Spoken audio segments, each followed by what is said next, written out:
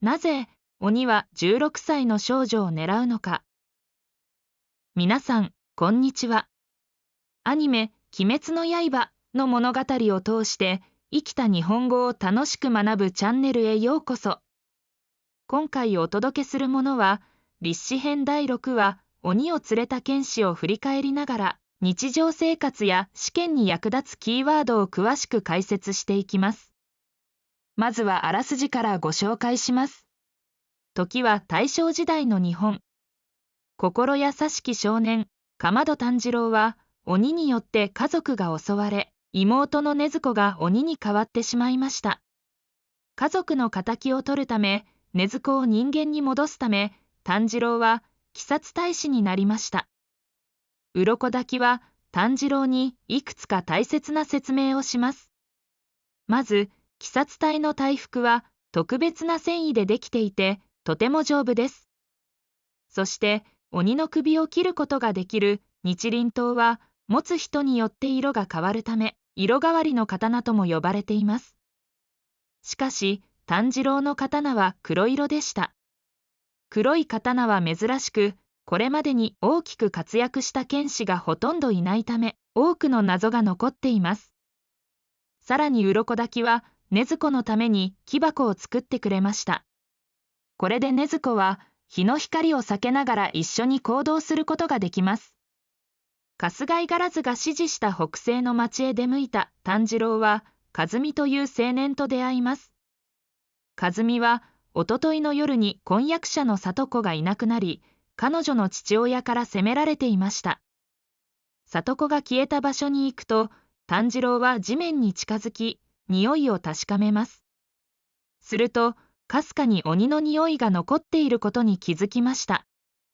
炭治郎は町の中を調べ、匂いの強い方へ進んでいきます。そして、最も匂いが強い場所の地面に刀を刺しました。すると、黒い霧のようなものが吹き出し、地面に黒いシミが広がります。その中から水が湧き上がるような音とともに、着物と少女の顔が浮かび上がってきました。炭治郎はとっさに手を伸ばし、少女を引き上げます。今度は、鋭い爪を持つ手が地面から飛び出してきました。炭治郎は少女を守るために、素早くその場を離れます。炭治郎は、この鬼が血気術という不思議な力で地面の中に隠れ、人をさらっていることに気づきます。そして、さらわれた人たちの行方を尋ねますが、鬼は歯ぎしりをしながら何も答えず、地面の中に消えてしまいました。炭治郎は和美に少女を任せ、再び鬼を探します。匂いの強い場所で刀を構えたその時、地面から6本の手が伸びてきました。炭治郎は水の呼吸、蜂の型、滝壺で攻撃しますが、決定的な一撃にはなりませんでした。少女たちを守りながら戦う炭治郎に、鬼は邪魔をするなと言い放ちます。さらに別の鬼が現れ、落ち着けとなだめます。その様子をさらに別の鬼が屋根の上から見下ろしていました。この鬼は3体に分かれて行動する特殊な鬼でした。16歳になったばかりの少女を狙い、さらっては食べていたのです。そして、櫛やかんざしを集めており、その中には里子のものも含まれていました。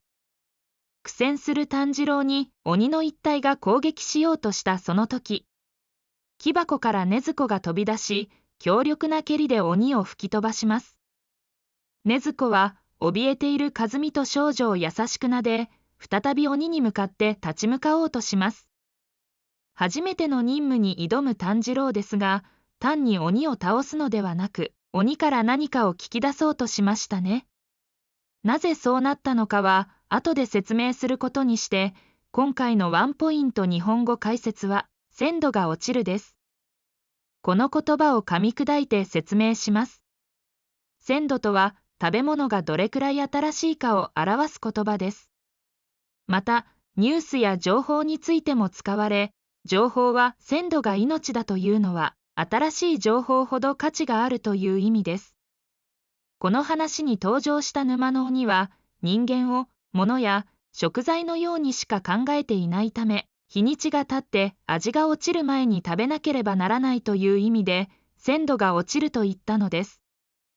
さて、炭治郎が沼の鬼から何かを聞き出そうと、わざと倒さなかったんですね。普通なら命を落としかねないことですが、彼には自分の命よりも優先すべき目的がありました。それは家族の敵であり、禰豆子を人間に戻す鍵を握る男、鬼舞寺無惨の手がかりをつかむことです。果たして炭治郎はその情報を聞き出せるのか。ぜひこの話のご感想やご意見などをコメント欄にて書き込んでください。未成年の方がコメントを書き込む際は、保護者の許可をもらってください。日本語学習者からのコメントも大歓迎です。事前にコメントをチェックしますのでご了承ください。テレビアニメ「鬼滅の刃」はテレビの他に Netflix、Amazon プライムビデオ、アメーバ TV などといった各種配信プラットフォームでも配信しています。最後までご視聴いただきありがとうございました。このチャンネルは毎週日曜日正午に動画を更新しています。鬼滅の刃のテレビ、アニメを通して物語と日本語を深掘りしていきます。復習や学習の習慣として、ぜひチャンネル登録をしてお待ちください。それではまた次の動画でお会いしましょう。本編終了後のこそこそ話始まるのだ。振り返り解説動画の最後はテレビなどでは教えられない鬼滅の刃の世界をご紹介します。今回のテーマはこちら。大正男女事情。ねえねえメタン、和美と里子ってデートしてたのだ。そう見えるけど、大正時代は少しずつ自由恋愛が広がり始めた頃なの。自由恋愛って自分で好きな人を選ぶことなのだ。その通りよ。でも当時は家と家のつながりを大切にする考え方も強くて、お見合い結婚も多かったの。じゃあ和美と里子はどっちなのだ。はっきりとはわからないけれど、家族の関係で決まった婚約の可能性もあるわね。今とはちょっと違うのだ。大切な人を思う気持ちは昔も今も変わらないわ。確かに和美もすごく心配してたのだ。